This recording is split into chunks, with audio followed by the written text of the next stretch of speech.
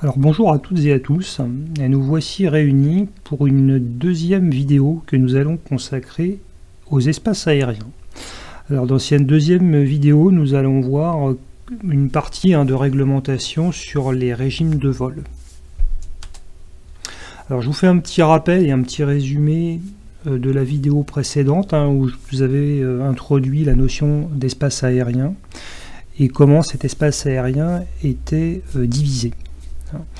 Donc je vous ai refait une petite diapo ici, peut-être plus simple, plus synthétique, de manière à ce que ça soit bien clair dans votre esprit, puis refaire un petit rappel, c'est jamais inutile. Donc je vous rappelle que la première division de l'espace aérien, c'est ici une séparation dans le plan vertical. On sépare en deux niveaux, avec ici ce niveau de vol 195 qui marque la limite entre l'espace aérien supérieur et l'espace aérien inférieur. Ça c'est essentiel, il faut absolument le connaître. Ce qu'il faut également savoir, c'est que dans l'espace aérien supérieur, donc au-dessus du niveau de vol 195, vous n'avez le droit de voler qu'en IFR, qu'aux instruments. Dans l'espace aérien inférieur, c'est-à-dire en dessous du niveau de vol 195, vous pouvez voler à la fois aux instruments, mais également en vol à vue, c'est-à-dire en VFR. Les deux sont tolérés et les deux vont cohabiter dans ces espaces.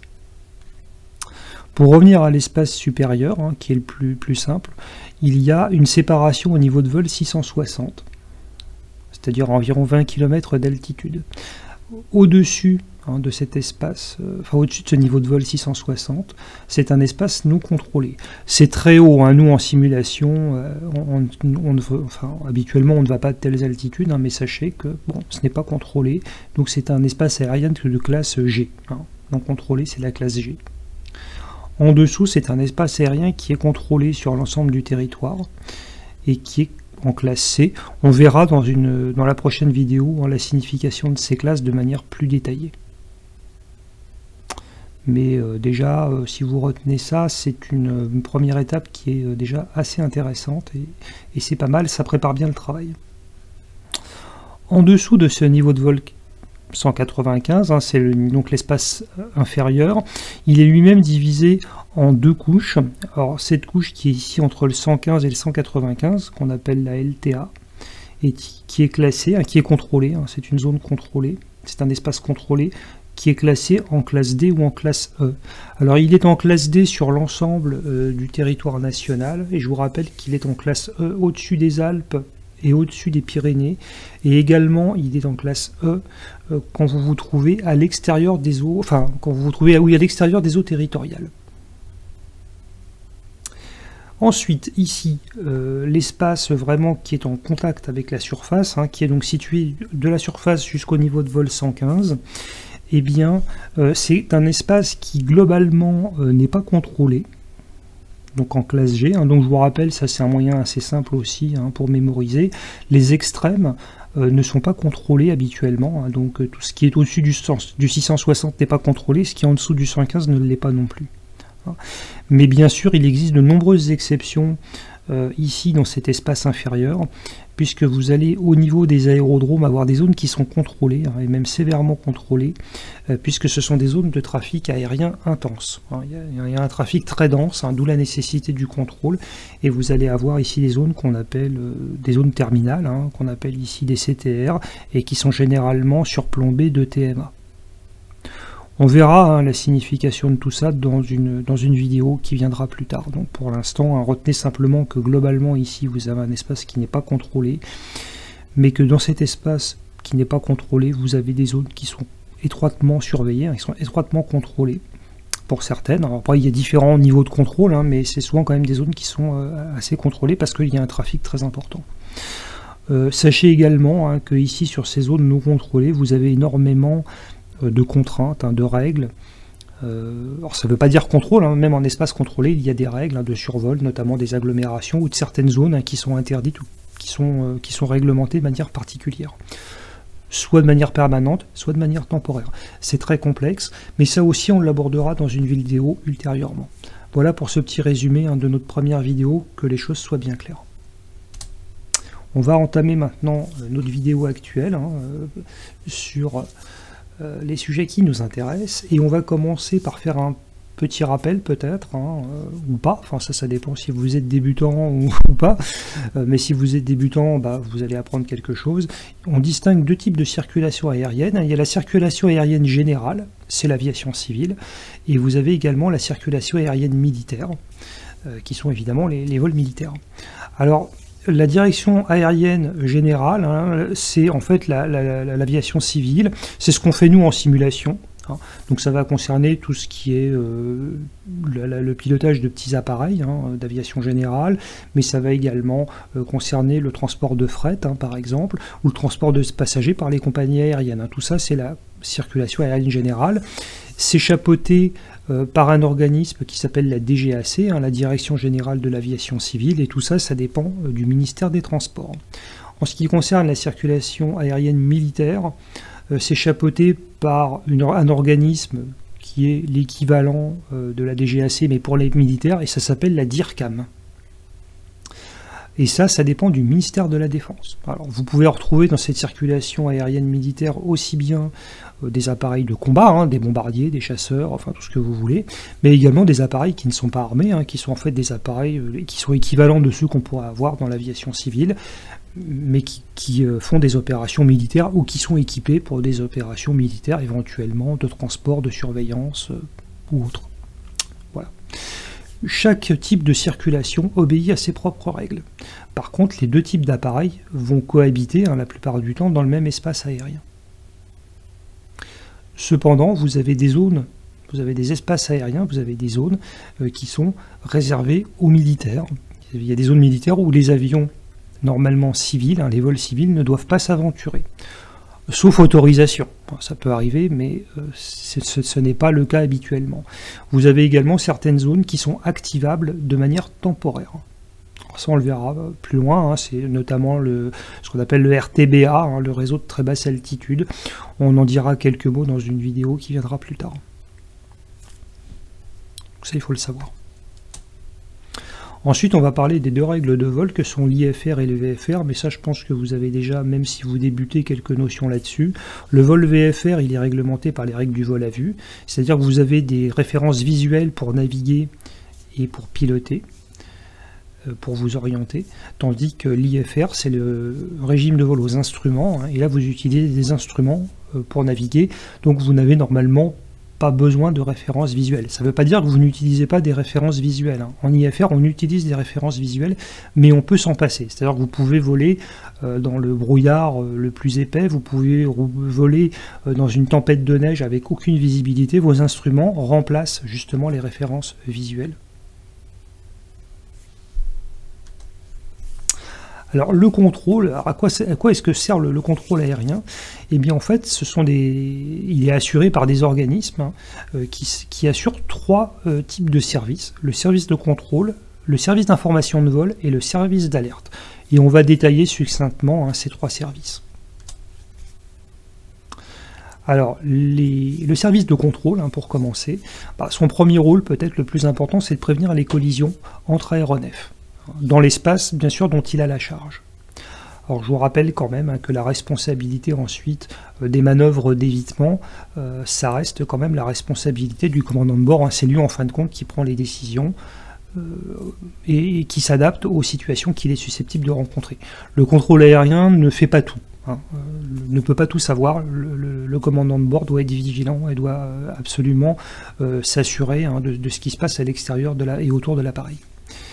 Sa deuxième mission, c'est d'organiser le trafic, la circulation aérienne et de la fluidifier, notamment dans les zones proches des aérodromes. Tout ce qui est circuit de piste, tout ce qui va concerner les approches, les départs, etc. Une troisième mission de ce contrôle, c'est de prévenir les collisions entre les aéronefs qui circulent au sol, c'est-à-dire au niveau des aéroports, toutes les opérations de roulage.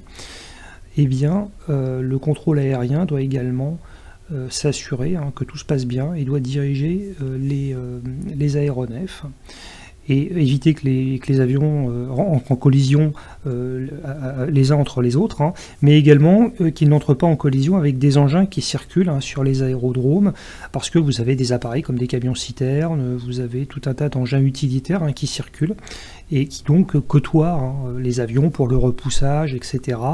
Et donc le contrôle aérien s'assure que tout ça se passe bien également. Un autre rôle du service de contrôle, c'est de délivrer des clérances. Alors les clérances, ça vient d'un mot anglais, ça veut dire autorisation. Donc ce sont à la fois des autorisations, mais également des instructions. Alors, donc, des instructions, ce sont des ordres en fait qui doivent être exécutés normalement par le pilote, qui sont délivrés par le contrôleur aux aéronefs. Alors, vous pouvez avoir des consignes de cap, de vitesse, d'altitude. Vous pouvez avoir également, on peut vous demander de changer votre code transpondeur, par exemple, quand vous rentrez dans une zone, dans un espace contrôlé. Ça peut se faire, ça peut être une demande du contrôle. Si le commandant de bord est dans l'incapacité, pour une raison technique ou autre, d'exécuter une instruction du contrôle aérien, il doit le signifier. Il doit dire, voilà, je ne peux pas le faire, négatif, et il doit donner les raisons. Et dans ce cas, le contrôleur aérien donnera d'autres instructions. Ça peut se discuter. Mais normalement, on est censé exécuter les instructions délivrées par le contrôleur aérien. Vous allez également avoir des informations de trafic qui peuvent indiquer à chaque appareil les appareils qui évoluent dans son environnement immédiat. Donc ça peut aider également à prévenir les collisions. Le service d'information de vol, donc ça c'est un service assuré par la radio, il vous donne des informations météorologiques. Par exemple le QNH, tout simplement, quand vous rentrez dans un espace aérien et que vous êtes en dessous de l'altitude de transition, on peut vous donner par exemple la pression locale pour caler votre altimètre. On vous donnera également des informations sur l'infrastructure, donc tout ce qui va concerner les aéroports, l'état des pistes, également tout ce qui concerne les balises, les moyens radioélectriques, etc. Vous avez tout un tas d'informations utiles qui vous sont données par ce service. Et vous allez également avoir des informations encore sur le trafic, c'est-à-dire tout ce qui circule autour de vous, tous les appareils dont la trajectoire peut interférer avec la vôtre. On vous donnera également des informations concernant ces appareils. Le troisième service, c'est le service d'alerte. Ça va être tout ce qui est déclenchement des alertes, des services de secours, de sauvetage. Alors en simulation, ça n'a pas trop d'intérêt, mais si vous êtes en détresse, si vous avez une difficulté, vous pouvez réclamer bien sûr de l'aide, de l'assistance, si vous êtes obligé de vous poser en catastrophe pour qu'on vienne vous secourir. Ça peut être fait donc sur la demande du commandant de bord, mais ça peut également être fait sur l'initiative du contrôleur aérien. Si par exemple vous êtes en difficulté, puis d'un coup il perd tout contact avec vous, il peut estimer qu'il s'est passé quelque chose et donc déclencher des missions de sauvetage ou de secours pour vous retrouver.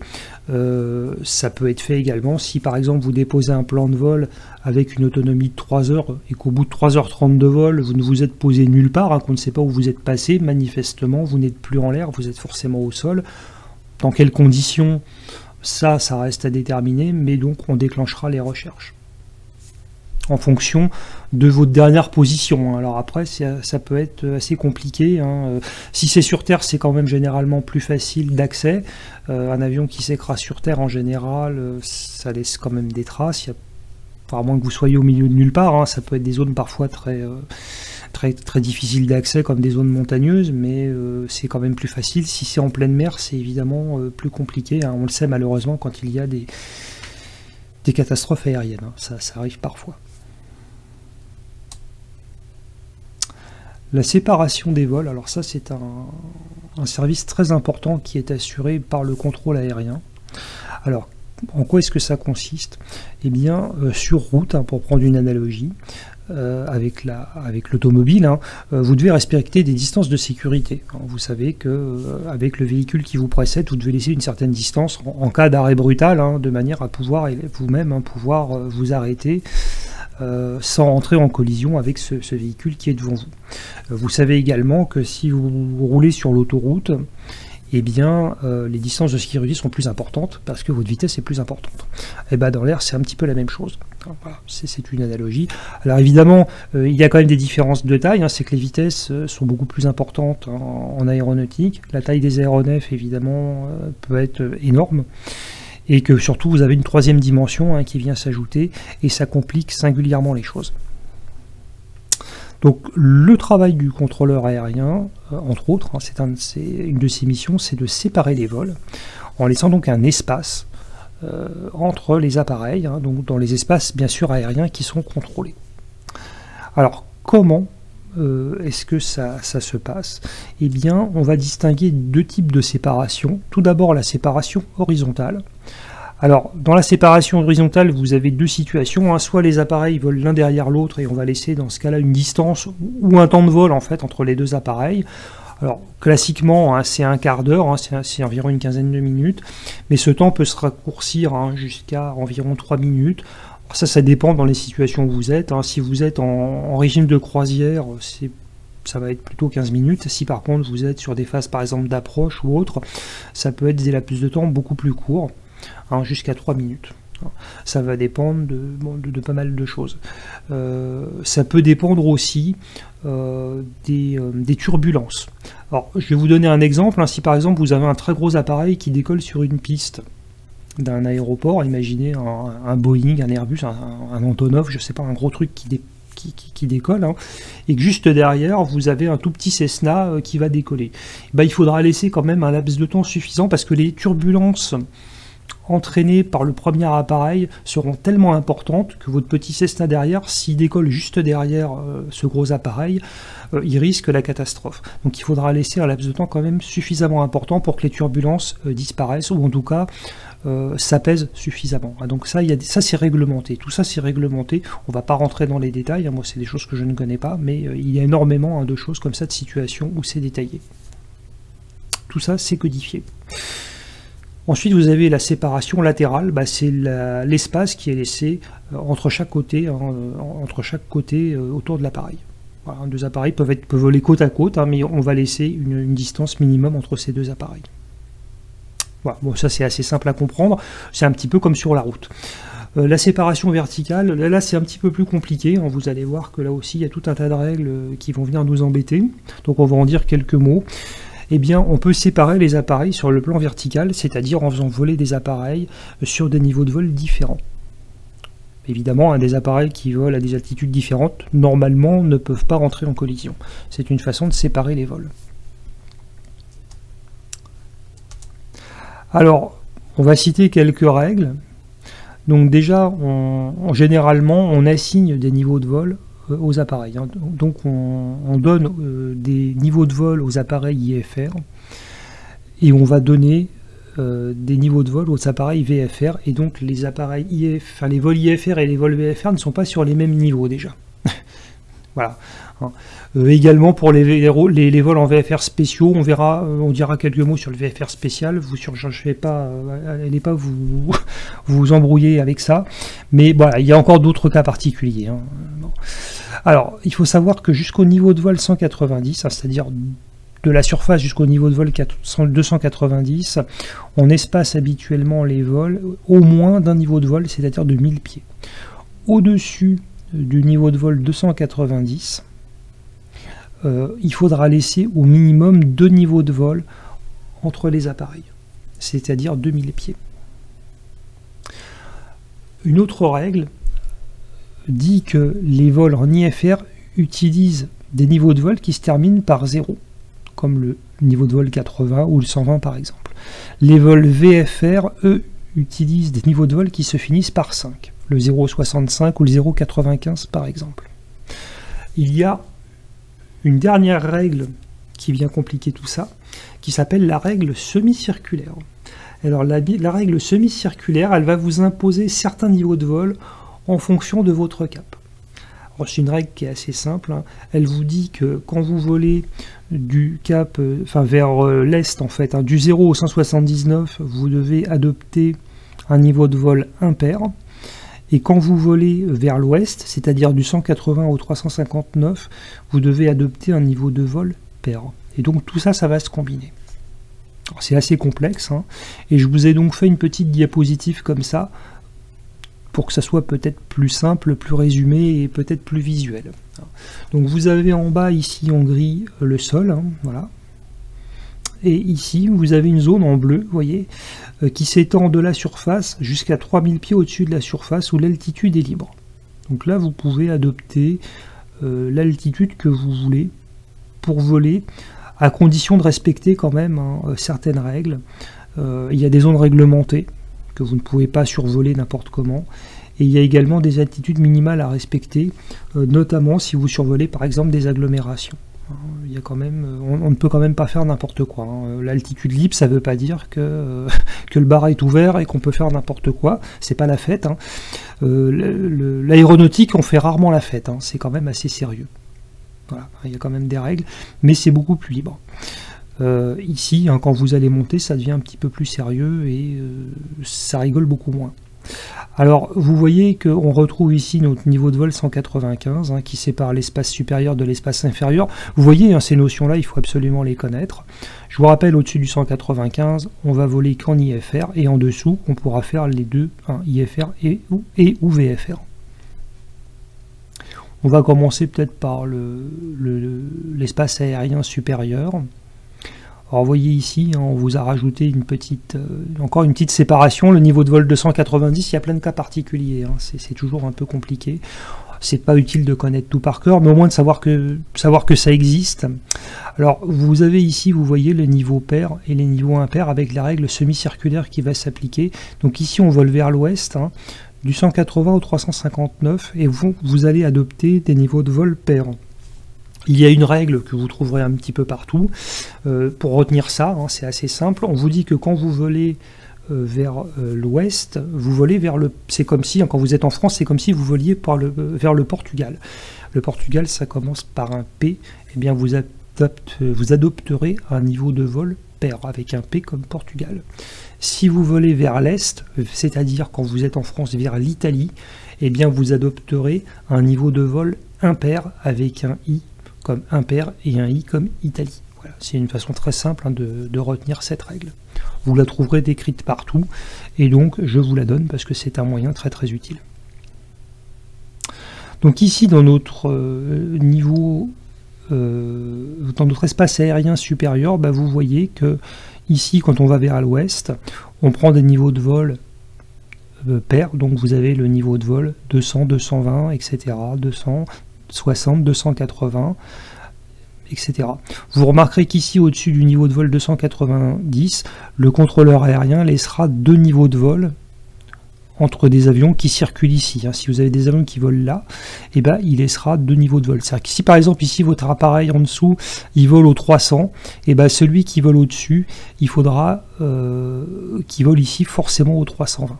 Mais par contre, s'il vole dans l'autre sens, par exemple, hein, si vous avez ici cet appareil qui vole ici au 300 vers l'ouest, mais que vous avez un appareil qui vole ici dans l'autre sens vers l'est, comme il doit avoir impérativement un niveau de vol impair, eh ben, il ne pourra pas voler au 310 parce qu'il n'y aurait que 1000 pieds, il ne pourra pas voler au 320 parce qu'il ne va pas dans la bonne direction, donc le niveau de vol pour cet appareil, ce sera le 330. Vous voyez comment les règles s'articulent. Hein. Donc deux appareils ici qui volent dans cette zone-là, qui voleraient l'un vers l'est, l'un vers l'ouest, bah, ils seraient séparés de 3000 pieds. Parce que les règles vont se combiner, et donc là, vous auriez obligatoirement 3000 pieds d'écart. Voilà. Ici, quand on vole vers l'est, bah, c'est la même chose, mais avec des niveaux de vol impairs. Hein, donc vous avez le 210, le 230, etc. etc. Et toujours cette même règle. Hein, ici, un niveau de vol entre chaque appareil. Ici, deux niveaux de vol quand vous êtes au-dessus du 290. Voilà. Si maintenant on se retrouve dans l'espace aérien inférieur, et au-dessus de cette zone-là, hein, bien sûr.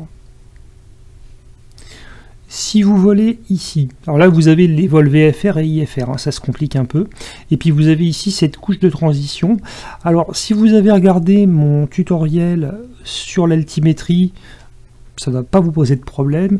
Si vous ne l'avez pas fait, c'est pas bien, et il faut aller le regarder parce qu'il est très bien ce tutoriel sur l'altimétrie. Et je vais quand même vous faire un petit rappel, hein. Vous avez ici une altitude de transition, voilà, TA, qui est fixée habituellement en France à 5000 pieds. Et vous avez ici un niveau de transition, un TL, pour Transition Level, qui est situé, c'est le niveau de vol juste au-dessus, et vous avez donc entre les deux cette couche de transition. Dans cette couche de transition, le vol en palier est interdit. Vous pouvez traverser cette couche de transition quand vous montez, quand vous descendez, mais vous ne pouvez pas voler dans cette couche de transition. Quand vous êtes ici jusqu'à 5000 pieds, votre altimètre est réglé au QNH local. Quand vous passez ici cette couche de transition, vous devez caler votre altimètre au calage standard, c'est-à-dire 29,92 pouces de mercure ou 1013 hectopascales, de manière à ce qu'ici tous les appareils qui sont dans l'espace aérien supérieur aient le même calage altimétrique. Et à ce moment-là, on ne parle plus d'altitude, mais de niveau de vol. Voilà. Vous noterez que cette altitude de transition en France, elle est habituellement de 5000 pieds, mais dans certains endroits, notamment dans les zones montagneuses, elle peut être par exemple à 6500 pieds. Ça figure sur les cartes. Ça, il faut le savoir. Ça dépend également des pays. Si vous volez aux États-Unis, l'altitude de transition, elle est fixée à 18 000 pieds. Donc quand vous êtes en dessous de 18 000 pieds, vous êtes au calage QNH et vous parlez en altitude. Au-dessus de 18 000 pieds, vous êtes au calage standard et vous parlerez en niveau de vol. Donc ça dépend des pays. Si vous faites des vols à l'étranger, il faudra vous renseigner sur la réglementation locale. Alors bon, si vous volez tranquillement chez vous, c'est pas forcément fondamental, hein, vous pouvez très bien rester ici sur cette règle là. Par contre, si vous faites du vol en réseau, si vous allez voler aux États-Unis, hein, attention à bien vous renseigner sur ce qui se passe aux États-Unis. La réglementation est différente de la nôtre. On va revenir ici à nos niveaux de vol. Si vous volez ici vers l'ouest, donc niveau de vol pair, hein, obligatoirement. Si vous faites de l'IFR, bah vous voyez que vous êtes ici à 4000 pieds, si vous êtes sous la couche de transition. Quand vous êtes au-dessus, vous allez passer au niveau de vol 60, 80, 100, etc. jusqu'au 180. Après le 200, bah vous passez au-dessus, hein, c'est ici. Vous êtes passé dans l'espace aérien supérieur, donc j'en parle pas ici. Si vous faites du VFR, eh ben vous devez avoir ici des niveaux de vol toujours pairs, hein, mais qui se finissent par 5. Donc vous allez voler ici à 4500 pieds, pardon. Vous allez adopter le vol 65, hein, vous voyez, 6 c'est pair et puis vous avez le 5. 165, bah, 16 c'est pair et 5. Le 185, hein, et puis bien sûr au-dessus, après au-dessus vous ne pouvez pas y aller parce que c'est interdit. C'est interdit au VFR. Hein. On s'arrêtera là. Dans l'autre sens, bah, c'est exactement la même chose, mais avec des niveaux de vol impairs, hein, donc 3000 pieds. Alors, pourquoi pas 5000? Ah, bah parce que 5000, c'est interdit, c'est l'altitude de transition, là, vous ne pouvez pas voler. Donc, le niveau immédiatement supérieur, où vous pouvez aller, c'est le niveau de vol 70. Hein, attention. De même, là, vous voyez, hein, on parle de 4500 pieds au 0,65. Hein. Vous voyez, hein, cette couche-là, on l'évite soigneusement. On ne vole pas dans cette couche-là. Donc ici, impair, 170, ensuite 190, et puis le 210, bah, ça sera évidemment dans l'espace aérien supérieur. Pour le VFR, toujours pareil, niveau de vol ici, impair, hein, puisqu'on vole vers l'est, oui, avec donc, vous voyez ici, 0,5, 15, 17, hein, tout ça c'est impair, et on rajoute 5, hein, puisque tous les niveaux de vol doivent se finir par 5. Voilà. Quand vous avez ça, hein, quand vous avez ce petit diagramme, ce petit schéma en tête, vous avez grosso modo hein, l'ensemble des règles d'attribution des niveaux de vol. Globalement. Après, je ne vous dis pas qu'il n'y a pas des cas particuliers, des exceptions, etc. Mais enfin, en France, globalement, ça se passe comme ça. Hein. Si vous savez ça déjà, vous savez pas mal de trucs. Hein, vous êtes pas mal. On va parler ensuite des règles du VFR. Alors, pour voler en VFR, ce sont des références visuelles hein, qui sont utiles. Pour prévenir les collisions, c'est la règle du voir et éviter et être vu. Il faut bien sûr être vu, c'est pour ça que vous avez des feux de position, c'est pour ça que vous avez également des feux à éclat, hein, qu'on appelle les strobes, c'est pour être vu de jour comme de nuit, y compris dans des conditions météo dégradées. Hein, on doit pouvoir vous voir, on doit pouvoir également savoir comment vous êtes positionné, et dans quel sens vous vous déplacez. C'est pour ça que les feux de navigation, hein, je vous rappelle que sur l'aile gauche, vous avez un feu rouge et sur l'aile droite, vous avez un feu vert. Hein. Ça permet à un avion hein, qui vous voit de savoir comment vous êtes orienté par rapport à lui. C'est pour ça qu'il y a des couleurs différentes. Et je vous rappelle qu'à l'arrière, vous avez un feu blanc.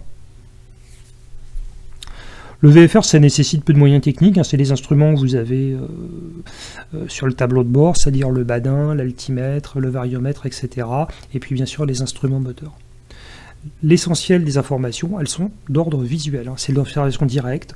C'est exactement comme pour la conduite automobile, hein. Vous regardez pour vous orienter, pour savoir où vous allez, vous regardez les panneaux, les pancartes, vous regardez la route évidemment pour pas faire n'importe quoi. Quand la route tourne, bah, vous tournez. Et puis bien sûr, vous regardez les véhicules autour de vous, comment ils évoluent, leur vitesse, etc. pour maintenir une trajectoire correcte, maintenir les distances de sécurité. En aviation, c'est sensiblement la même chose. Maintenant, pour que tout ça, ça soit possible, il faut bien sûr que vous ayez une visibilité suffisante autour de votre appareil, et ça c'est ce qu'on appelle les conditions VMC, hein. Ce sont des conditions météorologiques qui vont permettre cette visibilité, hein. Donc en anglais c'est Visual Meteorological Conditions, c'est ça qui vous permet de voir autour de votre appareil, c'est réglementé. Je vous ai également fait un petit schéma, mais vous trouverez l'équivalent sur les différents sites, différentes sources de documentation, hein, vous trouverez l'équivalent. Alors les gens qui connaissent un peu mes tutoriels connaissent mes formidables talents d'infographiste, hein, voilà. Bon, vous trouverez évidemment beaucoup plus beau ailleurs, mais enfin l'essentiel c'est d'avoir une information, hein, c'est pas de faire une œuvre d'art. Vous avez la terre ici, d'accord, et ici vous avez de l'eau, c'est la mer. Hein, grosso modo, voilà. Et au-dessus, ben, c'est le ciel, c'est votre milieu, c'est là où vous évoluez. Alors il y a trois situations, hein, qui vont se présenter quand vous faites du VFR, trois situations simples, et je vous dirais que s'il y en a une à retenir, c'est peut-être celle-ci, parce que c'est la plus probable. Alors la première ici, c'est quand vous volez plutôt bas, hein. Alors soit ici 3000 pieds au-dessus de la surface de la mer.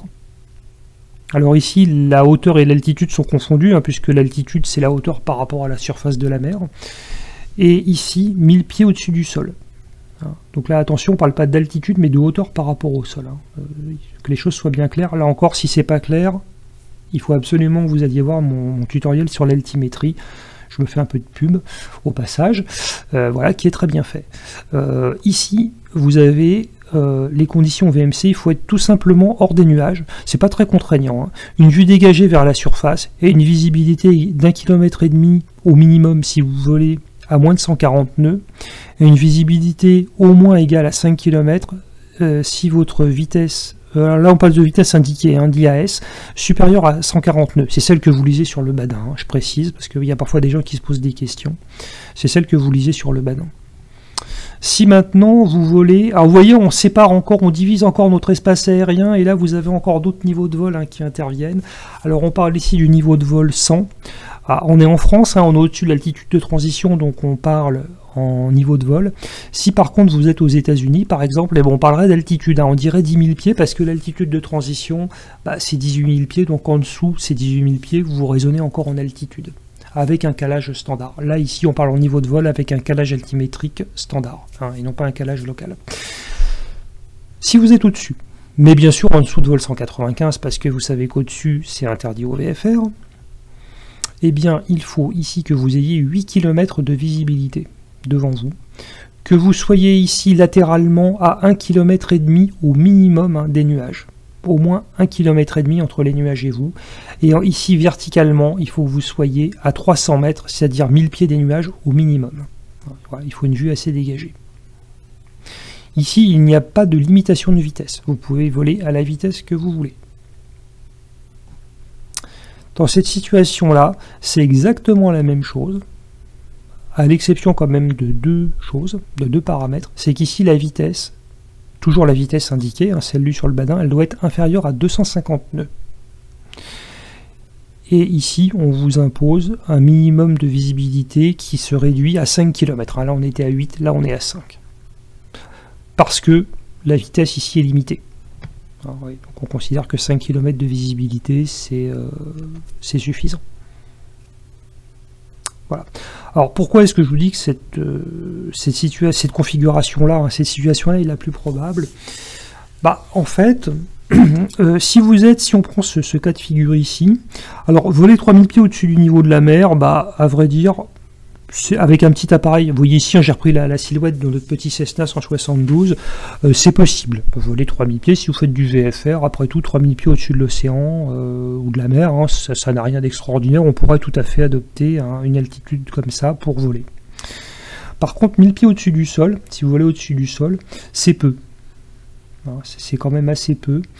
Il faut savoir que l'altitude minimale, hein, si vous survolez une zone neutre, hein, où il n'y a rien de particulier, hein, si c'est désert, hein, si ce n'est pas habité, il faut au minimum, normalement, 500 pieds, c'est le minimum, hein, ça c'est la réglementation, c'est au moins 500 pieds au-dessus de la surface, et souvent on vous dit qu'il faut faire plus, parce que 500 pieds c'est vraiment très peu. Donc souvent c'est au moins 1000 pieds. Je vous rappelle que 1000 pieds au-dessus de la surface, c'est un circuit, c'est un tour de piste. Quand vous faites un tour de piste, vous êtes 1000 pieds au-dessus de la surface, ça vous donne une idée, et c'est vrai qu'on est quand même très proche du sol. Souvent, on est plus haut que ça. Souvent, on adopte des altitudes, des hauteurs ou des altitudes un peu plus importantes que ça. Donc, si vous faites du VFR et que vous êtes en dehors du tour de piste, hein, mais si vous faites un vol entre deux, je sais pas, vous faites un vol de 150-200 nautiques, vous volerez probablement au-dessus de cette altitude-là. Vous serez plus haut, donc vous serez dans ce cas de figure ici. Le troisième cas de figure là, pourquoi je vous dis qu'il est peu probable, en fait c'est par rapport à l'altitude. Vous voyez qu'ici on parle du niveau de vol 100, il faut être au-dessus de ce niveau de vol là, il faut être au-dessus de 10 000 pieds. Alors pourquoi est-ce que c'est peu probable? Parce qu'au-dessus de 10 000 pieds, déjà je vous ai mis le Cessna, et vous vous souvenez qu'on en avait parlé un petit peu. Le Cessna, c'est comme tous ces moteurs, hein, tous ces appareils, ce sont des moteurs à piston et ce sont des moteurs dits atmosphériques.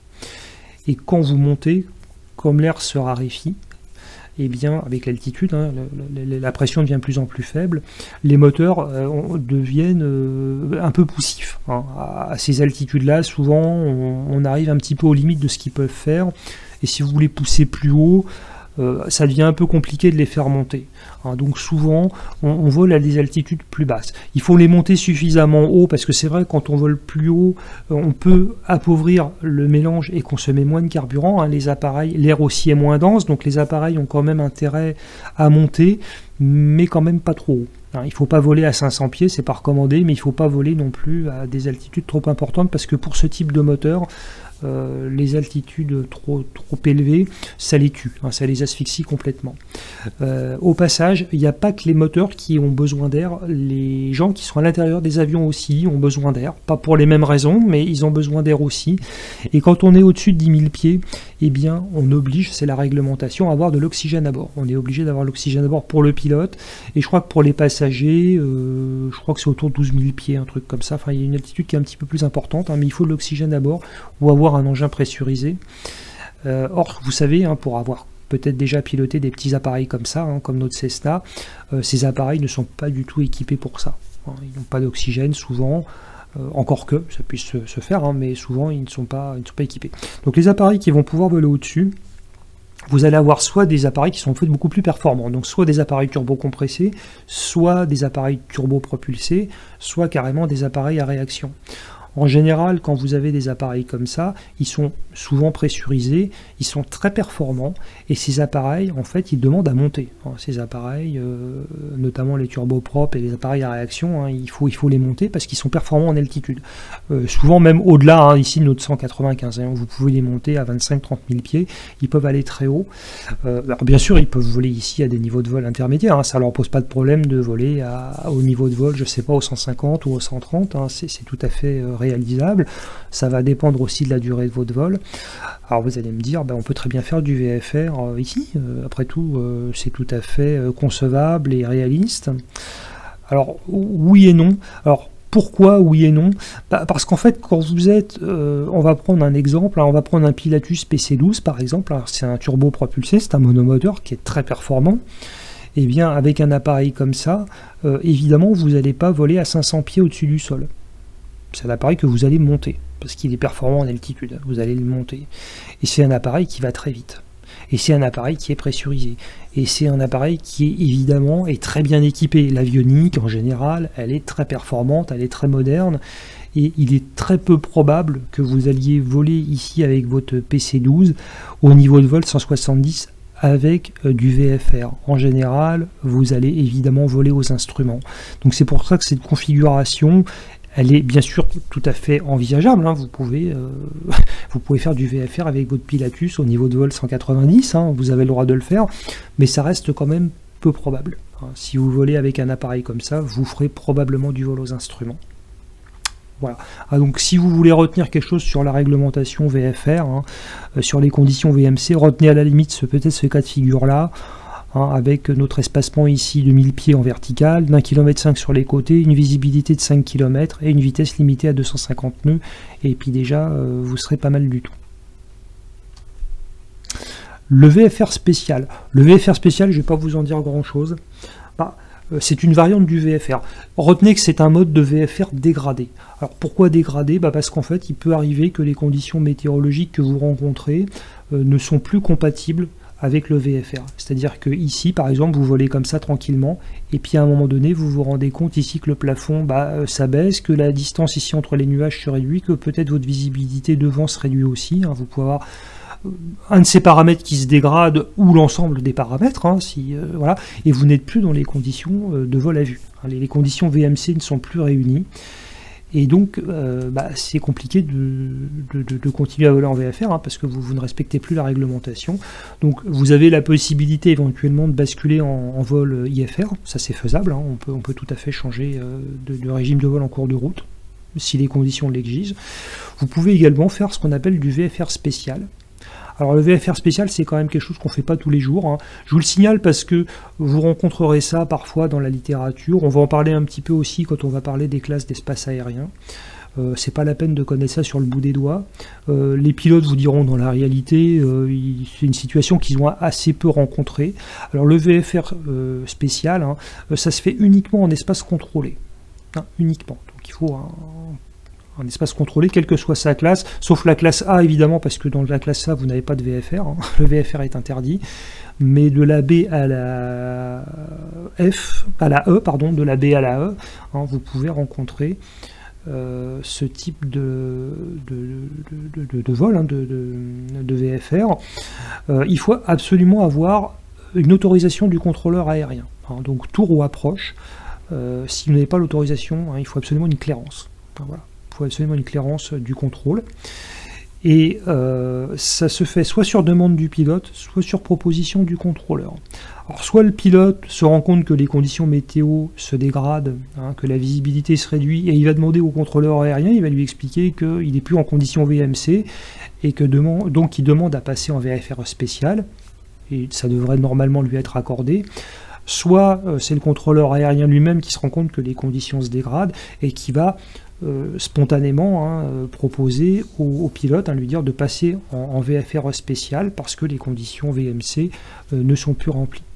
Ça se fait uniquement 2 jours, hein. Donc vous pouvez avoir ça par exemple si vous avez une visibilité inférieure à 5 km. Alors je vous rappelle ici, hein, il fallait 5 km de visibilité minimum. Donc si cette visibilité elle est inférieure à 5 km, vous pouvez passer par exemple en VFR spécial. Par contre, il faut quand même un minimum de visibilité de 1,5 km. C'est sûr que si vous êtes dans un brouillard absolument opaque, c'est plus du VFR, hein. Là c'est du vol aux instruments, hein. Voilà, c'est du VFR dégradé, mais ça reste du VFR. D'accord. Vitesse inférieure à 140 nœuds, hein. Bon voilà, on va pas faire des folies en vitesse, parce que évidemment comme la vitesse est comme la visibilité ici c'est raccourci, on vous demande d'adopter une vitesse plus faible. Évidemment ça concerne des petits appareils, hein, des appareils qui volent à 140 nœuds, c'est souvent des petits appareils, hein, c'est pas des gros engins. Je vous rappelle que sur route, hein, quand vous avez du brouillard, vous roulez pas à 130, hein, vous réduisez, vous levez le pied, parce que vous savez bien que si vous avez une voiture devant vous, vous n'allez la voir qu'au dernier moment, hein. Donc voilà, les distances de sécurité, ça devient très compliqué. Les distances, elles sont réduites parce que vous allez voir le véhicule qui vous précède qu'au dernier moment. Enfin, en tout cas très tardivement. Si vous arrivez très vite, vous ne pourrez pas vous arrêter, hein. Donc, vous voyez, hein, vous levez le pied. C'est la même chose ici, hein. Il y a toujours des raisons, hein. Les 140 nœuds, c'est pour ça, hein. C'est parce que la visibilité est réduite. Vous devez être en dehors des nuages, ce que je vous disais, si vous êtes dans le brouillard, c'est plus du VFR, ni même du VFR spécial, hein, c'est du vol aux instruments, et en vue du sol. Hein, ça reste quand même du VFR. Si vous avez ici une visibilité supérieure à 5 km, mais un plafond, alors vous voyez ici la visibilité elle est bonne, hein, mais si vous avez un plafond qui se réduit, là aussi, hein, vous allez rentrer dans le régime du VFR spécial. Voilà. C'est pour mémoire, vous encombrez pas trop la tête avec ça. Retenez que quand les conditions VMC ne sont plus remplies, mais que c'est quand même pas trop la cata, hein, que c'est pas l'obscurité totale, vous pouvez voler en VFR spécial, qui est une forme de VFR dégradée, hein, avec des conditions qui sont moins strictes, et qu'il faut absolument avoir une clairance. Il faut absolument avoir l'autorisation du contrôleur, soit sur la demande du pilote, soit sur la demande du contrôleur aérien qui spontanément va vous proposer ce régime de vol. Hein, mais voilà, c'est ce qu'il y a à retenir. Après, les histoires de distance, de vitesse, etc., si vous en avez besoin, les bouquins, ça sert à ça. Voilà, je finirai là-dessus pour cette partie-là. Hein, et dans la troisième vidéo, on abordera les classes d'espace aérien plus en détail. Voilà. J'espère que j'ai été clair, hein, j'espère vous faire progresser dans la compréhension des espaces aériens. Et il y aura encore d'autres vidéos, bien sûr, après celle-ci, hein, où on détaillera toutes les situations cas par cas, et vous verrez qu'à la fin de ces vidéos, normalement, alors je ne dis pas que les espaces aériens n'auront plus de secrets pour vous, mais vous aurez quand même une connaissance assez générale et assez précise aussi de ce qui est vraiment, hein, l'organisation et la réglementation des espaces aériens. Et bien sûr après, hein, si vous rencontrez des cas particuliers, bah, vous pourrez tout à fait aller vous documenter de manière plus précise, mais vous saurez comment ça fonctionne. Et à partir de là, vous verrez que ça ira comme sur des roulettes. Voilà, je vous remercie encore une fois pour votre fidélité et également pour votre immense attention, et je vous dis à très bientôt pour une troisième vidéo donc, qui sera consacrée à la classe, aux différentes classes d'espace aérien. Je vous remercie.